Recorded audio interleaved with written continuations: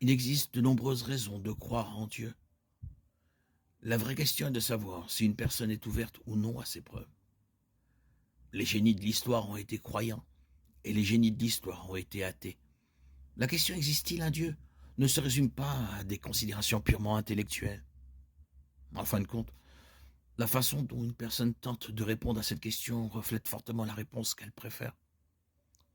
Il existe des approches raisonnables et déraisonnables, des manières ouvertes et fermées d'envisager la même information. Si une personne est déterminée à rejeter Dieu, les preuves et la raison ne changeront pas grand-chose. Bien sûr, cela est également vrai pour ceux qui croient en Dieu et qui ne douteraient en aucune circonstance. Les preuves historiques, scientifiques et personnelles n'ont aucune valeur pour la personne qui a l'intention délibérée de douter. Pourtant, la plupart des gens ne veulent pas paraître déraisonnables, alors ceux qui refusent de croire invoquent souvent d'autres objections. Cela conduit alors à l'erreur courante qui consiste à exiger une révélation directe, miraculeuse et personnelle. C'est l'approche « si Dieu me montrait un miracle, je croirais » ou l'approche « si Dieu écrivait Jean 3,16 sur la lune ».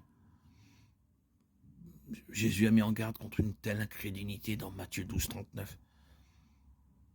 Une génération méchante et adultère demande un signe.